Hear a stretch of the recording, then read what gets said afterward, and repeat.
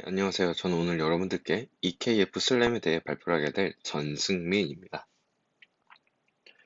발표 순서는 다음과 같습니다. EKF 슬램이 나오게 된 배경, 그리고 이 EKF 슬램에 대한 특징, 그리고 실제로 알고리즘이 어떻게 적용되는지를 말씀드릴 것이고요.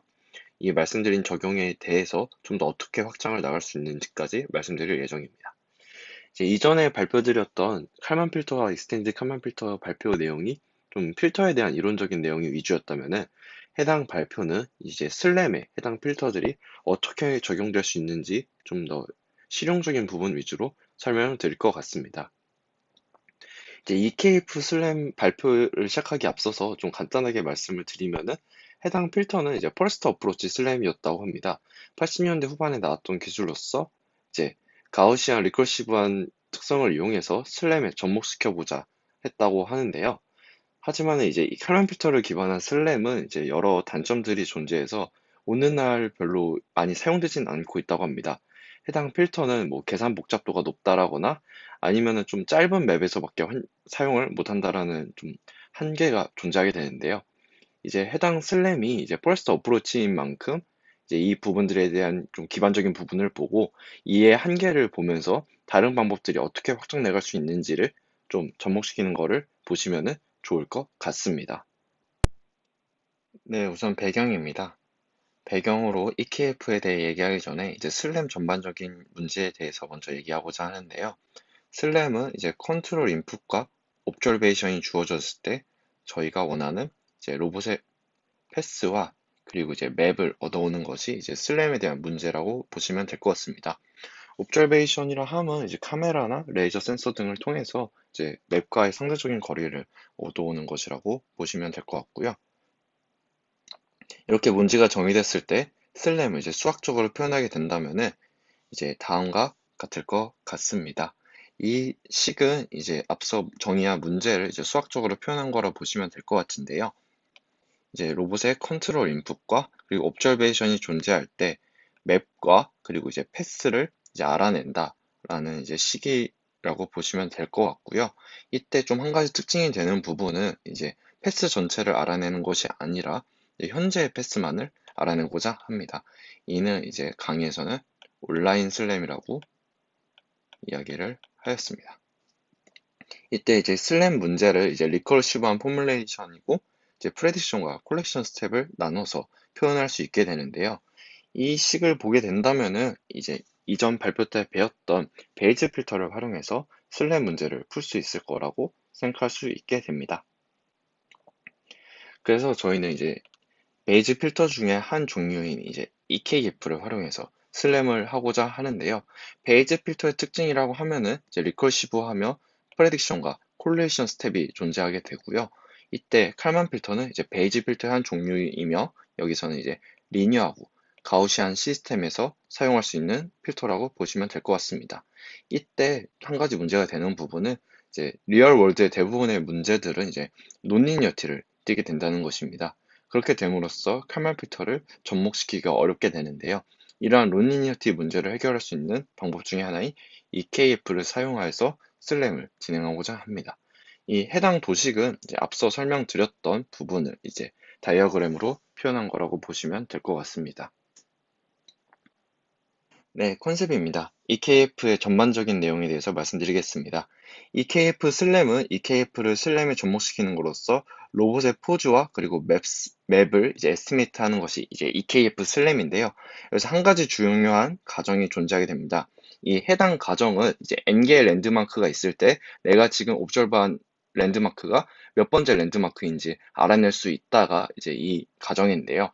만약에 매주한 랜드마크가 몇 번째 랜드마크인지 모르게 된다면은 이제 니어리스트 네이버 어프로치라던가 다양한 기술을 이제 추가적으로 활용해야 되는데 이 부분은 이제 좀 더 문제가 복잡해지고 어려움이 있어서 해당 가정을 하고서 문제를 풀고자 합니다.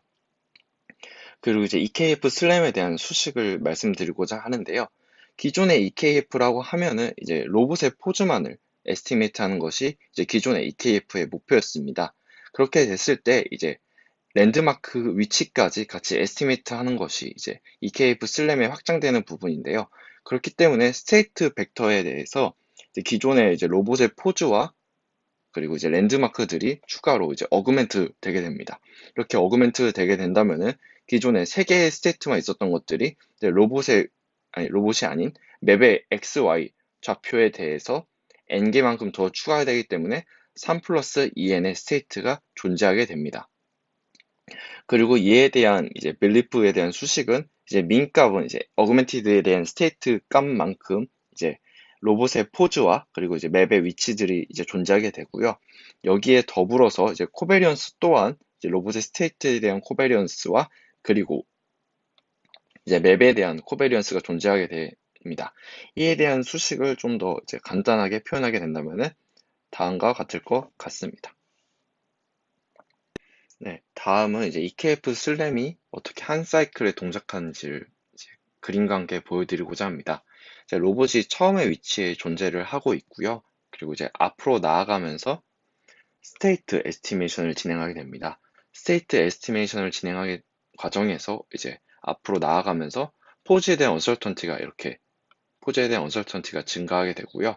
동시에 이제 포지션과 관련된 랭그마크에 대한 언설턴티 식들 또한 이제 증가하게 됩니다. 여기서 이제 로봇의 포지션은 업데이트가 되지만은 이제 랜드마크들은 이제 업데이트가 되지 않습니다. 다음은 이제 메저먼트 프레딕션입니다. 이제 실제 로봇의 포즈를 통해서 랜드마크가 어떻게 될 것인지를 이제 프레딕션을 하는 것이고요. 이제 메저먼트는 실제로 센서를 통해서 이제 맵에 대한 정보를 받아오게 됩니다. 데이터 어소시에이션을 통하여서 이제 메저먼트한 값과 이제 프레딕션한 값을 적절히 조합을 하게 되고요. 최종적으로 이제 업데이트를 함으로써 이제 모든 것들이 이제 업데이트가 되게 되고요. 이제 로봇의 위치와 랜드마크들이 이제 콜렉션하는 부분이 여기라고 보시면 될 것 같습니다. 다음은 어플리케이션 적용 부분입니다. 해당 부분은 이제 어떤 표준적인 이론적인 내용을 다루는 거라기보다는 실제로 EKF 슬램이 어떻게 구현되는지를 예제를 통해서 보여주는 부분이라고 보시면 될 것 같습니다. 그렇기 때문에 해당 예제의 셋업은 다음과 같습니다. 로봇이 평면을 이동한다고 가정을 하고요. 그리고 속도 기반 모델을 쓰게 됩니다. 그리고 어떠한 이제 물체가 이제 덩어리를 인지한다고 보는 게 아니라 포인트, 점을 인지한다고 이제 하였고요. 그리고 이제 거리와 각도를 센싱할 수 있고, 그리고 우리가 본 랜드마크가 몇 번째 랜드마크인지를 알게 되는 데이터 어소시에이션을 알고 있다고 하였고요. 그리고 이제 랜드마크의 개수 또한 이제 몇 개인지 안다고 하였습니다. 그럼 이제 필터가 작동하기 위해서는 이제 이니셜 값이 필요하게 됩니다. 이에 있어서 일단 시작 부분은 제 로봇의 처음 위치는 내가 이제 이 부분으로 0점을 잡는다라고 이제 보시면 될 것 같고요.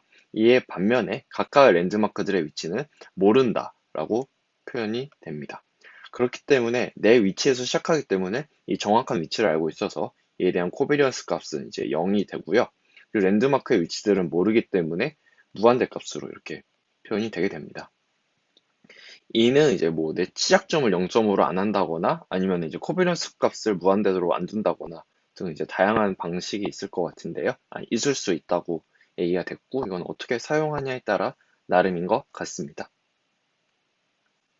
다음은 실제로 동작하는 알고리즘에 대한 설명을 위해서 수도 코드를 설명드리고자 합니다. 해당 수도 코드는 이제 EKF에 대한 수도 코드가 그대로 오게 됐는데요. 네, 세부적인 수식이 조금 이제 어떻게 구현하냐에 따라 차이가 있겠지만은 전체적인 큰 틀은 이전 발표 때 말씀드렸던 EKF와 동일하다고 보시면 될 것 같습니다. 이때 이제 2번과 3번은 이제 프레딕션 영역, 4번부터 6번은 콜레이션 영역이라고 우선은 알고 계시면 될 것 같습니다. 네, 우선 2번 영역을 말씀드리겠습니다. 해당 부분은 이제 모션 프레딕션에 대한 영역인데요. 이를 위해서 이제 모션 모델을 사용하게 됩니다. 이 모션 모델은 스테이트가 X랑 Y, 각도가 이제 존재하게 되고요. 이에 대한 모션은 이렇게 논리니언 모션식을 가지게 됩니다. 이때 이제 그냥 EKF를 썼더라면은 해당 수식만을 사용하면 될 텐데 저희는 이제 어그멘트된 맵에 대한 포지션도 같이 고려를 해야 됩니다. 그렇기 때문에 EM 플러스 3 디멘션 스페이스에 대한 표현을 할 수 있도록 이제 좀 더 수식에 대한 변형이 필요하게 된대요. 이제 해당 이제 모션 수식은 이제 X랑 Y랑 각도에 대한 부분만 영향을 주기 때문에 해당 부분에 대한 영향을 주지만 이제 나머지 랜드마크에 대한 위치에 대한 영향은 없게 됩니다. 그렇기 때문에 이제 fx라는 이제 매트릭스가 이렇게 구현이 되게 되고요. 이를 이제 저희의 모션 식에 곱해주게 된다면은 이제 어그멘트된 식에도 이제 이런 식으로 모션 업데이트를 할 수 있게 됩니다. 네, 이제 모션 프레딕션을 했다라면은 이제 코베리언스를 업데이트 해줘야 됩니다.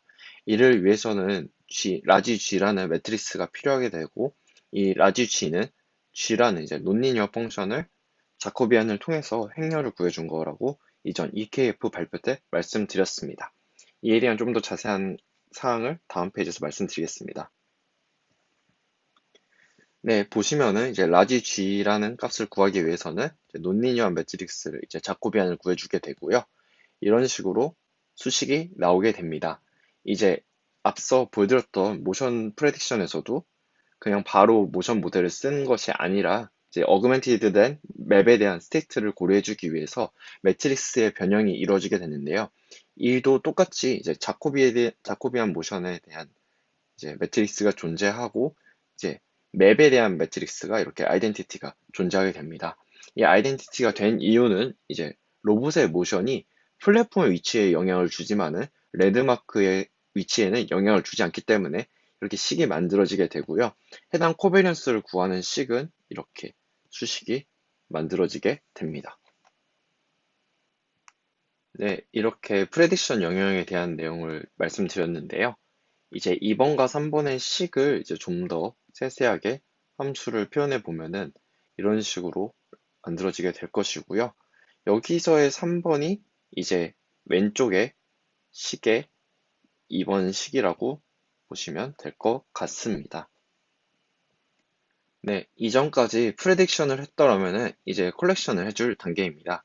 콜렉션 스텝은 앞서 말씀드렸던 것처럼 4번부터 6번식에 해당하는 영역이 이제 콜렉션 스텝입니다. 콜렉션 스텝이 이루어지기 위해서는 다음과 같은 백그라운드가 필요하게 됩니다. 해당 부분도 앞서 말씀드린 부분인데요. 내가 지금 매저한 랜드마크가 제2번째, 몇 번째인지를 알게 된다는 것이 해당 배경이 필요하게 됩니다. 그리고 알고리즘은 다음과 같은 알고리즘이 동작하게 됩니다. 네, 메저먼트 모델입니다. 해당 센서가 어떤 값을 매저하는지에 대한 설명인데요. 레인지와 베어링을 옵저베이션 하게 됩니다. 레인지는 거리, 베어링은 이제 각도 값이게 되고요. 그리고 만약에 랜드마크를 매저한 적이 없더라면은 이런 식으로 바로 로봇의 위치와 그리고 이제 상대 거리를 이렇게 더해주게 된다면은 해당 랜드마크가 어느 위치에 있는지를 구할 수 있겠죠. 이런 식으로 계산이 가능해지게 됩니다. 다음은 이제 expected observation인데요. current estimate 값을 기반하여 이제 observation이 어떻게 될지를 계산하는 것이 해당 스텝입니다. 이제 세타는 어떤 값이냐 하면 이제 현재 로봇의 위치와 그리고 이제 현재 제2번째 랜드마크의 위치의 차이값을 계산해 준 것이 이제 세타고요. Q는 이 세타 값을 이렇게 곱해 준 것입니다. 이를 Q와 세타 값을 이용하여 가지고 이렇게 메저먼트에 대한 모델을 표현할 수 있게 됩니다. 해당 메저먼트 모델은 이제 논리니어하게 되는데요. 저희가 EKF를 동작해 주기 위해서는 해당 논리니어 함수를 이제 자코비안을 구해서 리니어라이제이션을 진행해 줘야 됩니다. 이를 위해서는 이렇게 이제 계산이 가능해지게 되는데요. 해당 값이 이제 5개의 값을 가지게 되는 이유는 뭐냐면은 이제 로봇의 포즈 3개와 그리고 제2번째 자코비안에 대한 포즈 XY에 대한 2개가 이제 합쳐져 가지고 5개가 되는 것입니다. 그리고 이에 대한 이제 값을 최종적으로 계산해 주게 되면은 다음과 같은 식이 되는데요. 이제 fx 매트릭스가 어떻게 이루어진 것이냐 하면은 이제 해당 식은 이제 로봇의 포즈 3개와 제2번째 랜드마크에 대한 식 이제 2개, 스테이트 2개가 있기 때문에 5개의 값만 영향을 주게 됩니다. 그에 해당하는 것이 이제 로봇의 포즈, 제2번째 랜드마크에 대한 값이 이렇게 되고요. 나머지는 다 0으로 해주어서 적절하게 반영이 될 수 있도록 하는 것이 해당 식의 의미입니다. 네. 앞서 설명드린 부분에 대한 이제 함수의 동작을 이제 수도 코드로 표현하게 된다면은 이런 식으로 수도 코드가 동작하게 될 것입니다. 이렇게 프리딕션 스텝과 콜레이션 스텝이 각각 동작을 하여 이제 EKF 슬램이 동작하신다는 것을 보시면 될 것 같습니다. 지금까지 EKF 슬램에 대해서 간단한 이론과 어떻게 적용하는지에 대한 설명을 드렸고요. 이제 이를 바탕으로 어떻게 확장할 수 있는지를 좀 여러 예제를 보여드리면서 설명드리고자 합니다. 가장 먼저 말씀드릴 것이 이제 루프 클로징인데요. 이제 해당 슬램 예제를 보시게 되면은 처음 위치가 여기고 이제 점점 더 나아가면서 이제 언설턴티가 커지는 것을 볼 수 있게 됩니다. 이는 계속하여 로봇이 모르는 곳을 다니기 때문에 이제 언설턴티가 커지게 되는데요. 이렇게 모르는 곳을 계속 다니다가 내가 원래 왔던 위치를 오게 돼서 이를 바탕으로 이제 에러를 줄여주는 것이 이제 루프 클로징이라고 보시면 될 것 같습니다. 이제 언설턴티를 감소시켜 줄 수 있는 슬램의 가장 중요한 개념 중에 하나인데요. 언설턴티를 줄일 수 있지만은 만약에 잘못된 루프 클로징을 해주게 된다면은 이제 발산할 수 있게 된다는 걸 보실 수 있고요. 이제 해당 이제 오른쪽 그림이 이제 루프 클로징을 한 것인데 이제 각각의 끝부분에 이제 언설턴티가 줄어든 것을 보이지만은 이제 가운데 부분은 이제 많이 감소되지 않은 것을 볼 수 있습니다. 이는 이제 여기 끝부분에 이제 루프 클로징이 이루어지고 점점 더 뒤로 퍼져갈수록 이에 대한 영향이 줄기 때문에 이렇게 된다고 강의가 진행되었었습니다. 네, 다음은 이제 콜릴레이션입니다. 이 오른쪽 그래프가 이 콜릴레이션에 대한 얘기를 하고 있는 그래프인데요. 그래프를 보시게 된다면은 이제 랜드마크와 로봇의 연결성을 보실 수 있게 되고요. 이제 이들은 이제 풀리 커넥티드 그래프로 표현이 되게 됩니다. 이제 모든 랜드마크들이 이제 콜레이션을 가지게 된다는 의미인데요. 그렇기 때문에 랜드마크끼리의 콜레이션을 무시할 수 없다라는 점이 해당 부분의 핵심입니다. 이제 예제를 통해서 보여드리자면은 로봇이 처음에 한 가지 메저먼트를 하게 된다면은 콜레이션은 많지 않습니다. 허나 이제 더 나아가서 이제 좀 더 많은 매핑을 하게 된다면은 코릴레이션이 커지게 되고요. 더 나아가서 많은 매핑을 하게 된다면 이제 풀리 커넥티드 해지게 되는 부분을 볼 수 있게 됩니다. 이러한 패턴을 이제 강의 시간에는 체커보드 패턴이라고 말씀을 하셨습니다. 그리고 이제 콜릴레이션이 있기 때문에 만약에 하나의 랜드마크에 대한 X 위치를 정확하게 알게 된다면은 이제 전체적으로 시프트와 픽스가 이루어지게 되고 이제 하나의 위치를 정확히 알므로써 나머지 랜드마크들의 위치도 정확성이 높아지게 된다는 것을 예제로 하나 더 말씀 주셨습니다. 네, 다음은 이제 언설턴티에 대한 논의입니다. 언설턴티는 이제 이니셜 값이 이제 크게 되고 이제 시간에 따라서 점점 더 감소하게 되는 것을 보실 수 있게 되는데요. 이니셜 값이 큰 이유는 이제 랜드마크와 로봇의 언설턴티가 합쳐져 있기 때문에 크다고 설명을 하였고요. 타임 스텝이 지나감에 따라 이제 메저먼트가 더욱더 업데이트되기 때문에 감소되는 것을 볼 수 있게 됩니다. 이를 이제 모노토니컬리 디스크리스라는 표현을 하게 되었습니다. 이때 언설턴티가 감소하더라도 이제 특정 값 이하로는 감소하지 않게 되는데요. 그 특정 값은 Initial Uncertainty of Platform이라고 보시면 될 것 같습니다. 로봇의 처음에 언설턴티 이하로 이제 언설턴티가 이렇게 감소를 하게 되지만은 로봇의 초기 언설턴티 이하로 감소하지 않는다는 것인데요.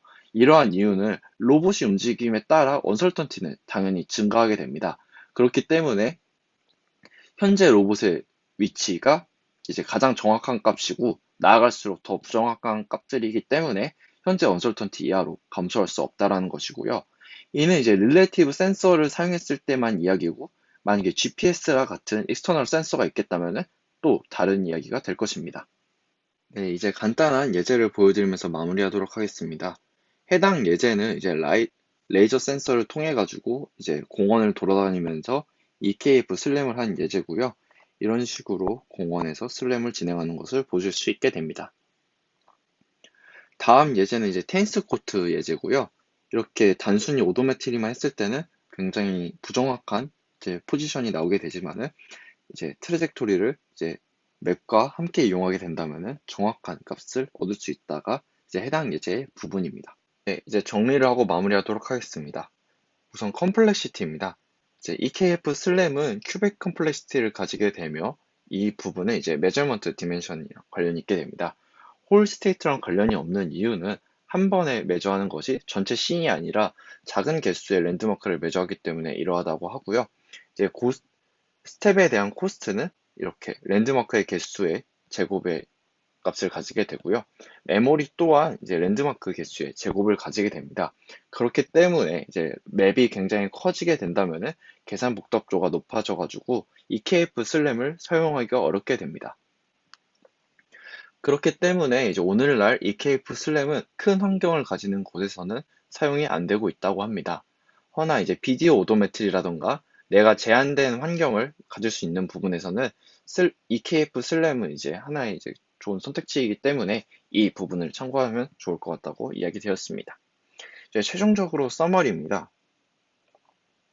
이제 리니얼 가우시안 케이스에서 옵티멀한 솔루션을 얻을 수 있는 것이 이제 EKF 슬램이고요. 논 리니어티가 있을 때는 이제 리니얼라이제이션을 통해서 이제 EKF 필터의 방법으로서 해결이 가능합니다. 허나 이제 논 리니어티가 굉장히 크다면 발산할 수 있을 것이며 이제 노이즈가 작을수록 좀 더 좋은 성능을 나타낼 것입니다. 그리고 유니모달 이스티메이트에서만 가능하다고 하는데요. 이제 이러지 않는 경우는 이제 파티클 필터를 사용한다거나 다른 방법이 가능할 것 같습니다. 이제 앞서 컴플렉시티 때 말씀드렸던 것처럼 큰 스케일이 아니라 어느 정도 적당한 스케일의 씬에서 사용이 가능하고요. 쇼텀 비디오 오도메트리, 쇼텀 에스티메이트에서 사용이 가능하다고 합니다. 네, 제가 참고한 레퍼런스는 다음과 같고요. 네, 이것으로 발표를 마치도록 하겠습니다. 부족한 부분이나 궁금하신 부분이 있으시면 질문을 주시면 답변 드리도록 하겠습니다. 감사합니다.